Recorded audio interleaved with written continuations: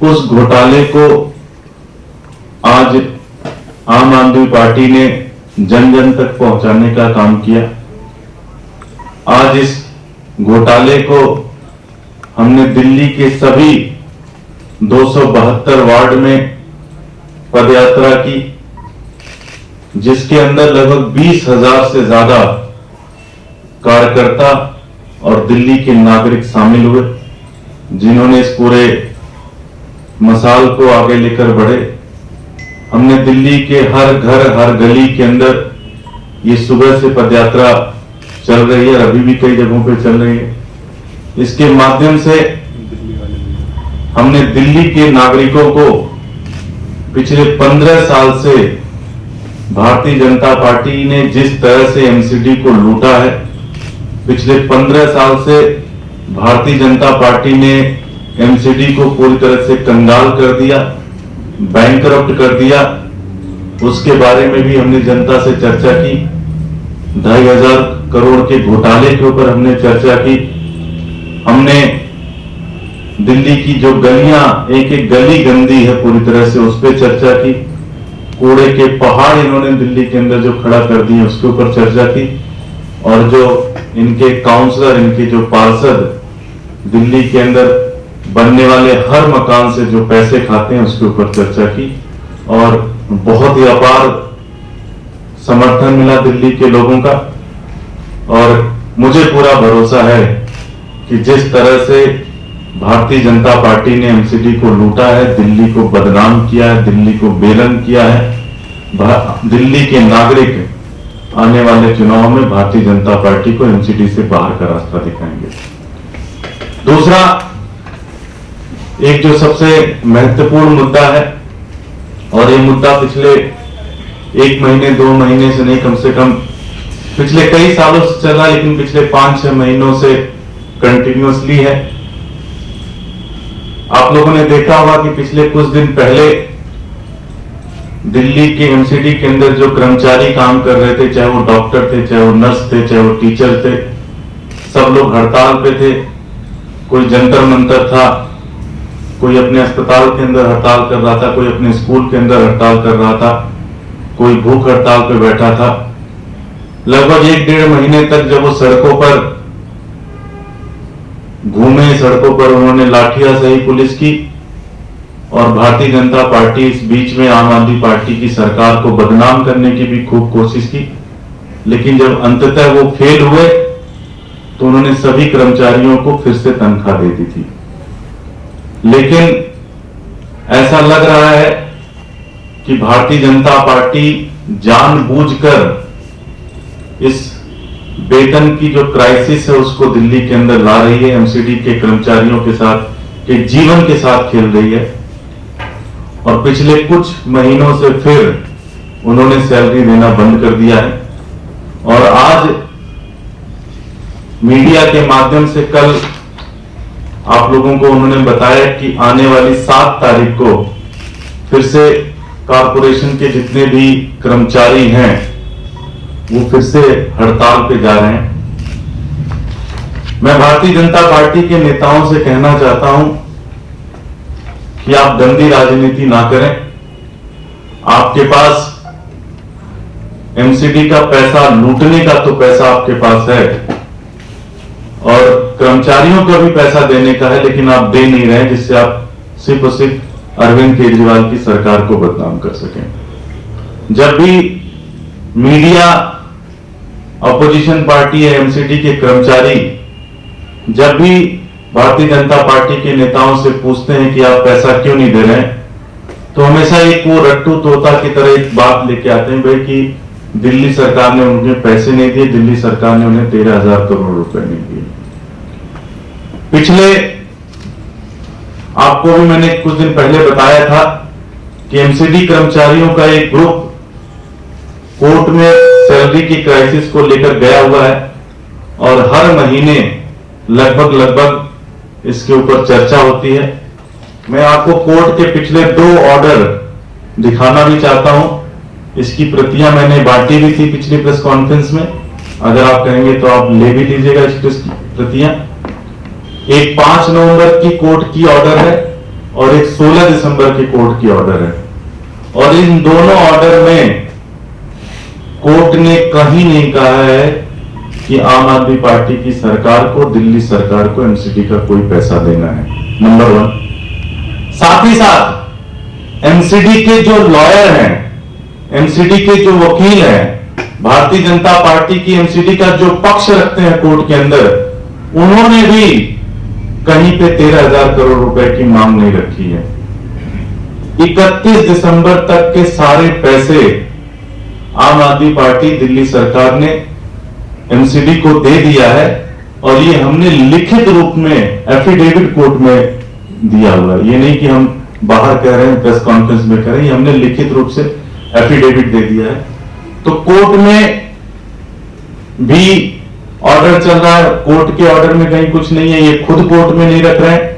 बस इन्होंने पिछले 15 साल में जो इन्होंने एमसीडी को बर्बाद किया है, उससे बचने का, उससे ध्यान भटकाने का एक तरीका इन्होंने निकाला है। मैं भारतीय जनता पार्टी के नेताओं से कहना चाहता हूं कि अपनी नौटंकी आप लोग बंद करें। अगर आपसे एमसीडी नहीं चल पा रही है, एमसीडी आप छोड़ दें। अगर आपके बस की नहीं है तो आप छोड़ दें, लेकिन कर्मचारियों के जीवन के साथ खेलना बंद करिए।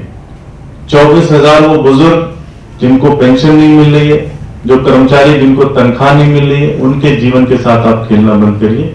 ये मेरी हाथ जोड़कर आप लोगों से विनती है, क्योंकि आपके पास कुछ भी ऐसा नहीं है जिससे आप प्रूव कर सके। आपसे मैं हाथ जोड़कर विनती करता हूं कि ये ड्रामा बंद करिए, ये नौटंकी बंद करिए और कर्मचारियों को तनख्वाह दीजिए, जिससे दिल्ली वालों ने जो जिसके लिए आपको चुना है वो काम आप कर सके। बहुत बहुत धन्यवाद। हमारे साथ हमारे तीनों एलओपी भी हैं, वो भी चाहेंगे कि इसके ऊपर बात रखें।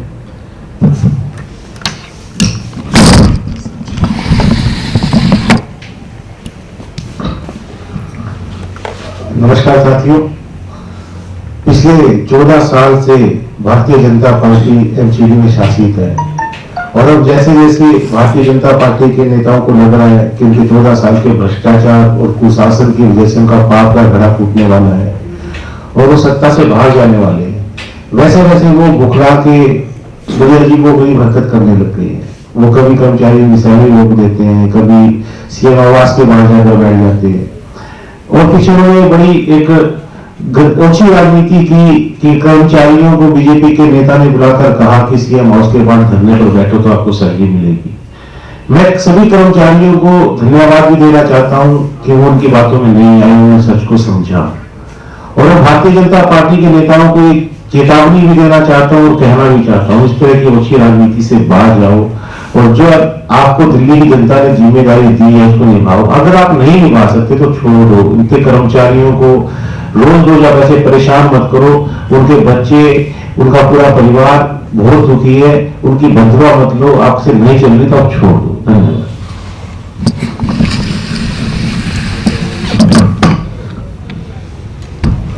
जैसा कि आज हम लोग वार्ड वाइज हमने जो अपना पद यात्रा निकाली, तो आज देखने को हमें एक बहुत अच्छा माहौल मिला कि व्यापारी वर्ग जितना भी है, जो दुकानदार वर्ग है, उसने बढ़ चढ़ के इसमें हिस्सा लिया। आम लोगों के साथ हम लोग पूरे वार्ड में घूमे और उसमें काफी सहयोग मिला और उन लोगों को भी इस चीज की बिल्कुल जानकारी है कि भाजपा जो है सिर्फ ड्रामेबाजी कर रही है। और कर्मचारियों उसको मैं एक संदेश देना चाहूंगा कि हम लोग आपकी लड़ाई में आपके साथ हैं, हर तरीके से साथ हैं और आपकी सैलरी हम नहीं रुकने देंगे। हमें जो भी करना होगा उसके लिए हम वो करेंगे, लेकिन आपकी सैलरी हम नहीं रुकने देंगे। हम पूरी लड़ाई आपके साथ रहेंगे।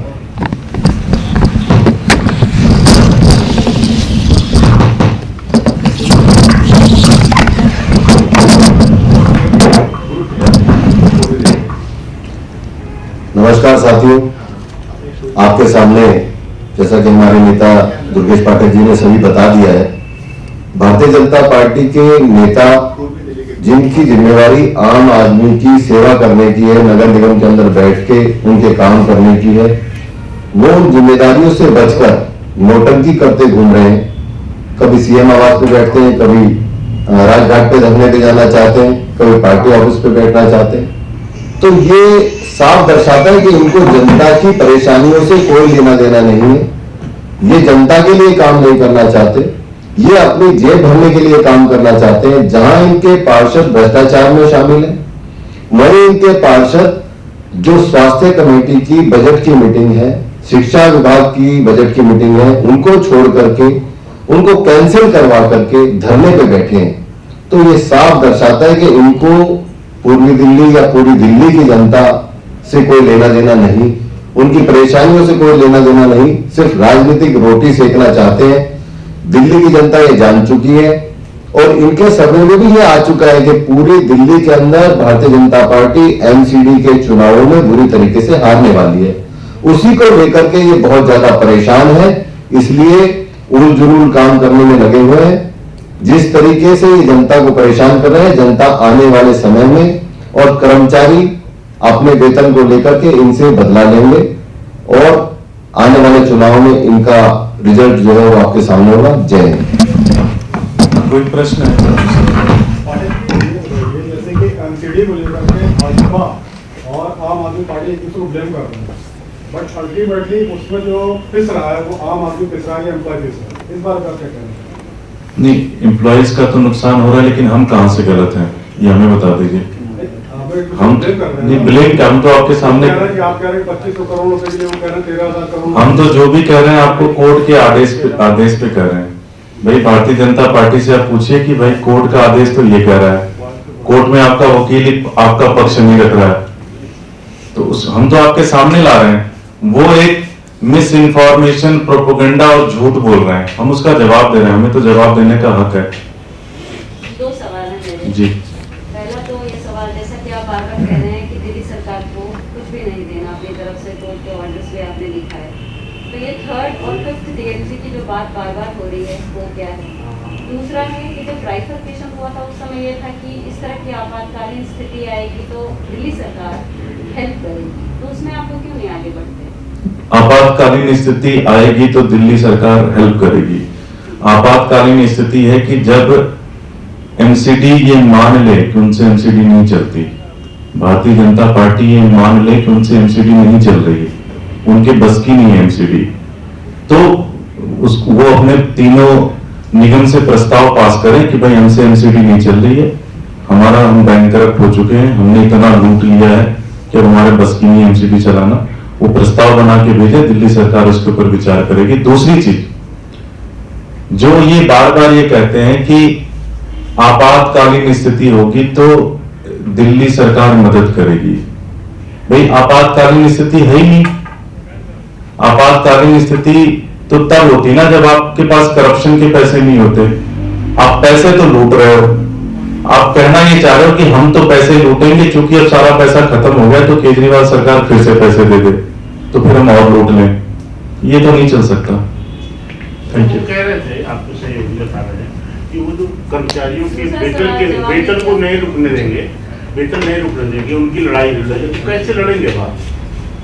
नहीं, आपके माध्यम से कर रहे हैं। हम आज 272 वार्ड के अंदर हमने आज रैली निकाली, आज हम गए इसके ऊपर, हम इसके ऊपर आगे की रणनीति भी बनाएंगे और लगातार आपसे उसके बारे में बताते रहेंगे।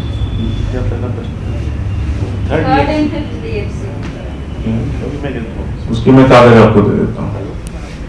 ठीक है जी, धन्यवाद।